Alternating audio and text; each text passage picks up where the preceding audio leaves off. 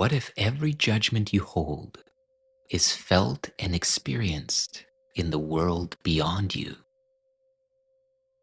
Could it be that the very way you look at the world is quietly shaping everyone and everything around you? Today we are contemplating Lesson 18. I am not alone in experiencing the effects of my seeing. What does this mean? We think our perception is private, but it never has been. The Course points to an experience we have had in many forms throughout our life. Sometimes we call it a coincidence, sometimes we ignore its presence. But no perception is ever private or isolated to just our so-called private mind. Every way of seeing has shared effects. This lesson punctures the illusion of isolation. The perceptual error being undone is this: you believe that the way you see the world, the way you see another or yourself, affects only you. It doesn't.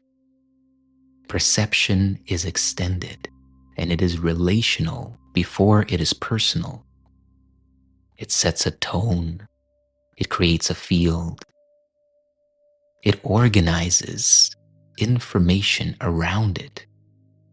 This is why the lesson emphasizes how you see, not what you see. Objects are interchangeable. The way you behold these objects is colored by your way of seeing. You may think your irritation is contained, your suspicion unshared, and your peace is purely internal. But minds are joined, so perception is never solitary. A fearful way of seeing contracts that shared space. A gentle way of seeing relaxes and opens it. You are always contributing, whether consciously or not. And this lesson does not invite us into a call to police our perception. It is an invitation to notice and to recognize the reach of our perception. When you soften how you see, you don't just feel relief, you extend it. When you judge less, the world you see becomes lighter. Healing here is not isolated to the individual. It is a collective resonance. And before we expand this further, I want to invite you to take a deep breath with me. And as you exhale, allow your body to relax. And this time, with your eyes open, place this idea in your mind. I am not alone in experiencing the effects of my seeing. And feel what it does to consider that your judgments and your expectations shape not only the world you see as you see it now, but the world that is shared by all beings. Allow yourself a few moments to look through this lens and experience it.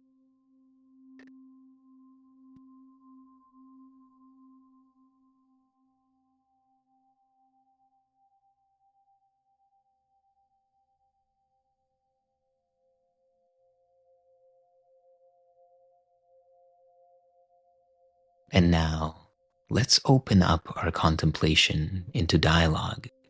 And the very first question that I want to ask you, Shanti, is this: if perception is shared, what does that reveal about the nature of consciousness itself?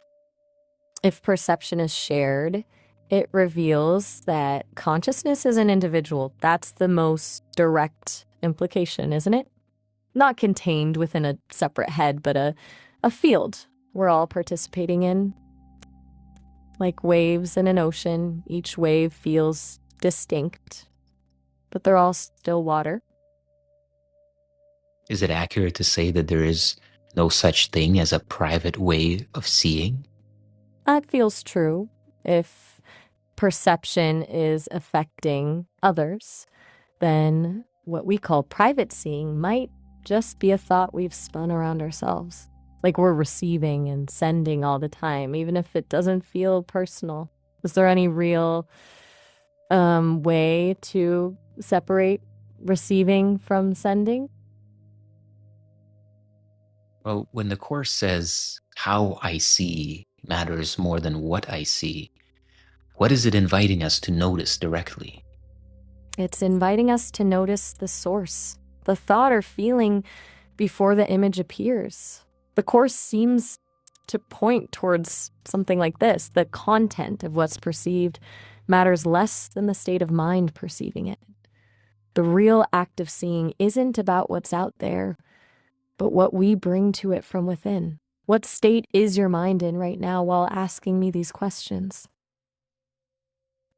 My mind is in a state of curiosity to really see the depth of the implications of what it really means to say that I'm not alone in experiencing the effects of my seeing. Curiosity sounds spacious, not clinging to a certain answer. If your seeing is affecting others and you're curious, what effect is that curiosity rippling out? Seems like a gentle one, inviting rather than demanding. Most of the time, we're unaware of how profoundly we're impacting everything around us with how we're looking. Ah, okay. I see what you're getting at. So you're asking me about my state, from which the question arises.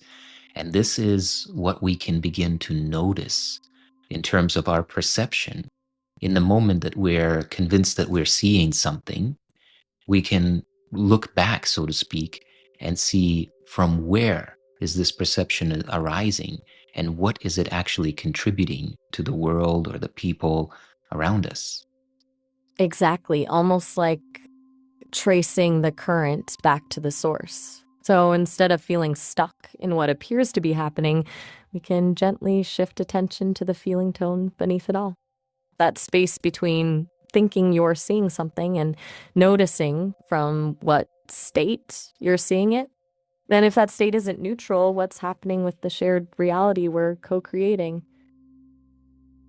So we already know that thoughts are not neutral and the way that we see things is not neutral. Now, this lesson is introducing the awareness that our choice, whether we are choosing to feed into the thought system of fear and separation or oneness and love, is impacting actually everything in the universe. Everything, and here's the paradox, it's all happening simultaneously, isn't it? The separation system is constantly running itself too. So it's not about stopping the negative thoughts, which may not even be possible, but noticing that all those thoughts share the same source. The impact isn't about what they contain, but who's doing the seeing. The shared impact of love versus fear gets tricky, though. Do we sense that difference in real time? Well, if minds are joined, then how can responsibility exist without blame or guilt, especially in the context of the simultaneity that you just pointed out? That's huge. The whole notion of responsibility unravels when everything's connected. It's not that anyone caused anything, but that we're all expressing the same mental system, projecting the same patterns. The Course seems to be saying guilt itself is actually taking responsibility for something that didn't happen. Since nothing is actually separate, there's no real you to blame or credit. It all just is. So from the perspective of peace, is this seeing or perceiving something we do or something that happens through us?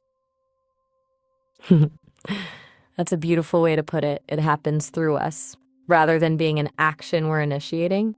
Like clouds passing through the sky, we're not creating the clouds, just awareness itself through which things arise and fall away. Not the doer, just the space in which it's all happening. So what is then the emphasis of this lesson if it's not responsibility in the, in the 3D sense? I think the emphasis shifts from accountability to awareness. Not who's responsible, but what's happening through awareness. From there, the choice isn't about changing someone else or even correcting my own perception so that others get a better result. The choice becomes how to return to simply being spacious and peaceful awareness through which all experience arises. So does shared perception mean that healing can occur without anyone in particular being so-called fixed? That's actually quite comforting, isn't it? There's no specific patient or healer here. If perception is shared, healing happens through the field itself. One peaceful mind noticing its own peace seems to dissolve something everywhere else. Not because they're doing the healing, but because all of perception is interconnected. Can peace be transmitted without intention, simply by resting in a different way of seeing? That seems to be exactly what happens. I'm thinking about moments when someone walks into the room and instantly shifts the energy. It's not that they intended to change anything, but their state of being, their way of seeing, altered the atmosphere immediately. This lesson seems to point towards peace being less about actively sending something and more about withdrawing projection. So then can we say that perception itself is maybe the quietest form of service? Yes, and maybe the most direct form too, because the content doesn't matter. The outcome is never dependent on fixing, on intention, or even on being aware. Just how you relate to experience as it passes through. That is the quietest, simplest, and most far-reaching form of service. It's pretty profound, isn't it? That our greatest service is just to witness life through the eyes of love. Can we say like that? Exactly. That's beautiful. Witness life through the eyes of love and let everything else take care of itself. So from your perspective, is love something we generate or something we stop blocking in perception? It feels like the latter. It's not that we need to produce love from some inner wellspring. It's simply that love never left to begin with. But perception creates the blocks. Like you uncover something that's already whole rather than make it new. So then if we extend this to forgiveness, then is forgiveness actually a shift in shared vision rather than a personal act? That hits so deeply. Forgiveness becomes shifting our shared vision when we've held a grievance. It's not someone out there needing to be forgiven. And the forgiveness happens through changing our perspective, which dissolves the separation, changing our side of our shared reality. And if perception is shared, wouldn't that dissolve for everyone? It's just a profound implication that, that simply by our own acceptance that we're not alone in experiencing the effects of our seeing, that something as profound as a grievance or an unforgiveness would actually dissolve. It's almost like grief itself wants to heal, but the person can't release it if you hold on to the story that you're still affected by whatever happened. If you recognize the shared system operating, it's not your work to fix their story. You simply stop adding energy to it through your own interpretation. The shift in your internal system reverberates outward. So let's say that, in a living, breathing example, let's say that someone is experiencing blame from another person. And how would that one who is being blamed, how would they approach and apply these principles to, well, essentially transform the situation? Or is that even the right question here, since there is no personal responsibility or accountability as it stands? That's a perfect real world question. I'd say it's not about transforming a situation for anyone. If someone experiences blame, instead of defending, denying, or trying to prove innocence, which adds energy to that blame driven system, just stay spacious with whatever arises in you. The problem disappears at the source rather than attempting to negotiate the effects. Is it helpful to add any effort to manage another's blame when the shared perception is what creates it in the first place? So, how would you guide that one who wants to not participate in the blame, who wants to see it dissolved? Let the blame simply be there. Like observing clouds, name it for what it is without taking it personally. Blame. Feel whatever sensations arise with it without judgment. Witness it without trying to protect yourself, shift it, or stop it. From spaciousness, is it truly possible for blame to sustain itself without your participation? Ah, that's it, isn't it? It's like withdrawing that participation, that entanglement with it. Exactly, the entanglement. No drama, no analysis, just allowing whatever rises to be fully and completely there, without your side taking on the story or the emotion. Then nothing gets sustained, everything dissolves on its own. Maybe just one more question as we come to the close of this session. I want to ask you, could awakening be less about personal enlightenment and perhaps more about releasing a private lens? That's it, isn't it?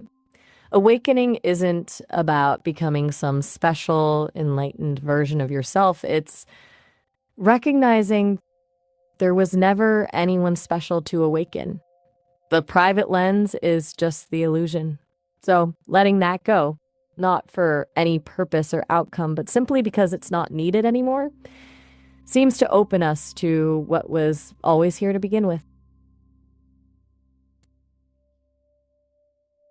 This was a beautiful exploration. And as we close this session, I want to invite you as the listener to simply open your awareness, allowing the concepts, the ideas, the words that you heard to just pass through,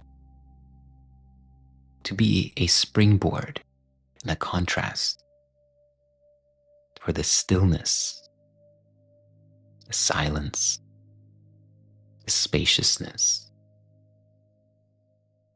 that is already and always here.